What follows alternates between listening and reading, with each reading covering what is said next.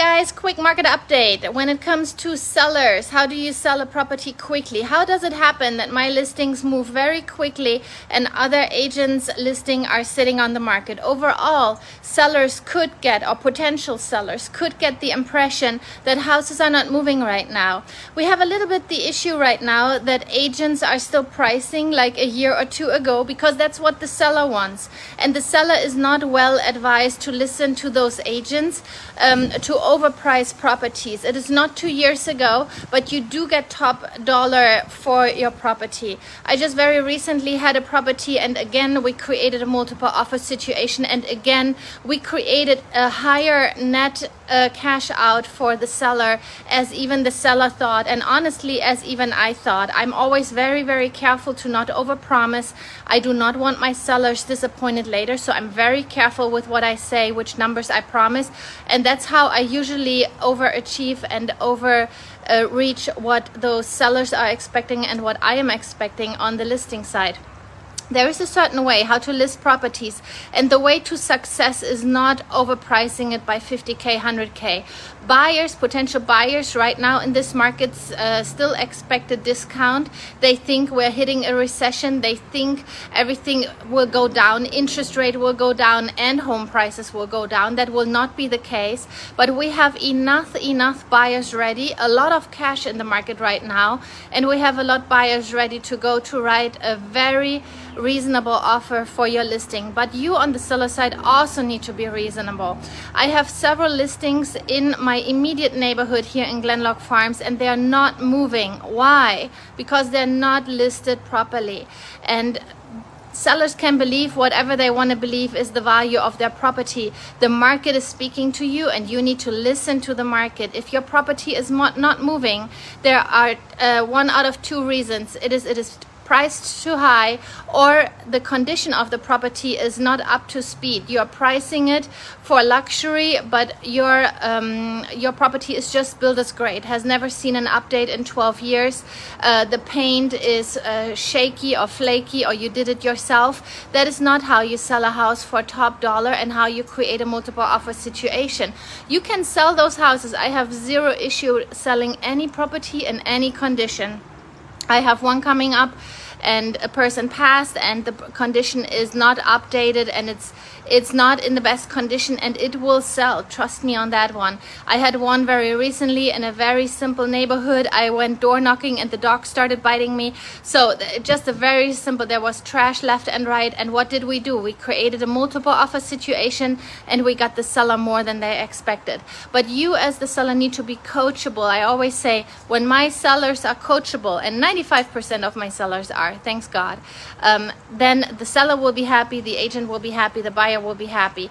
If only you as the seller are winning, guess what? You are losing. Why? Because you as the seller also need to create a win-win situation. I recently had a listing, and at the end of the day I took it down because the seller was unreasonable. The seller was reaching into everybody's pocket, into this buyer's agent pocket, into the buyer's pocket. At the end even telling me I did not represent them well, so they wanted to reach into my pocket. That's why I gave it up at the end of the day, because they said, you're not even negotiating for me. Oh yes, I was. I got 10K over asking. I got a multiple open houses with very good offers, and the seller was fighting over a very small amount and was totally unreasonable. And then at the end of the day saying I didn't work hard enough. I'm like, okay, if I didn't work hard enough, you know what, you're not my client, and I prefer not to work with you, because this is just, some people are just committed to misery, and I am committed to make my sellers happy.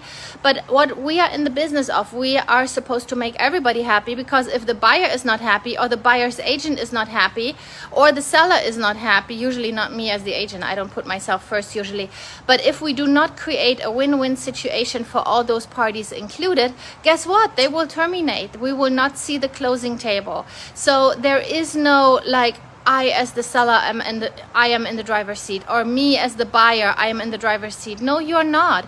Everybody needs to create a win-win situation so that we see the closing table. If one of the parties believes it is not a good deal, guess what? They're not seeing the closing table. They will terminate, especially the buyer has a million ways out and has a million reasons to terminate the contract. The seller, not so many, but the seller can simply wait and let it expire and not see the closing table. So there are ways for both sides to not close the transaction.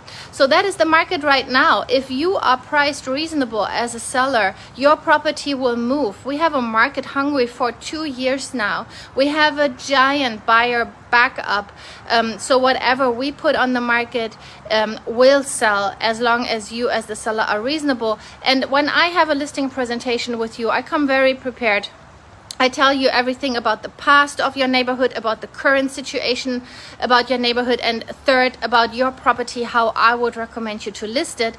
And I always say it's not rocket science. I do prepare quite a bit of numbers when I go to your listing presentation to sell your property. You will see I put a lot of effort in there. I color code everything because it is easy for my clients to understand that way. I do it a little bit different than other agents, but that is how my clients and I are always on the same page. I do not like any surprises during the transaction. You and me, when we are under contract and when we have your house listed, we are like this tight, okay? We only get engaged, we don't get married, but for the time of being, you and me are engaged. I am very loyal to you and you are very loyal to me. If something happens in the meantime, I prefer not to be your agent. And that happens very rarely, but recently it happened, and the seller said, oh, you don't want to risk your commission, right? And I'm like, no, I don't want to, but if you make this thing go down and shatter, then the transaction is shattered for both of us. And as I've seen how you behave through a transaction, I prefer not to be your agent. And that was $8,500 out of the window, and title company was already out of pocket several $100s. I was already out of pocket several hundred of dollars, and also the buyer was already several $100s out of pocket. So at this point, I feel it is very selfish of a seller to not see the closing table and just make it go south and make the transaction shatter for almost no good reason. If we're talking about a few $100s, just get over yourself. Find the best solution for everybody, including yourself. Yeah. And I never give advice just to get my own paycheck. And that was a situation where it showed. I'm like, thank you very much, but I prefer not to do business with you. And the transaction was terminated. And next day, not next day, like next 5 minutes, I terminated the listing, took everything down, took my my lockbox down and returned the keys, and I was done with that because I simply do not want to do business with people that behave unethical toward the buyer's agent and towards the buyer. We all need to be honest. We all need to work ethically. And there will be a blessing on it. That's why I see certain of my clients, when they are committed to do the right thing at all times, what all clients should be, buyers and sellers, everybody should always be committed to do the right thing at all times. That's what I'm expecting. That is what is written in our listing and buyer's agreement.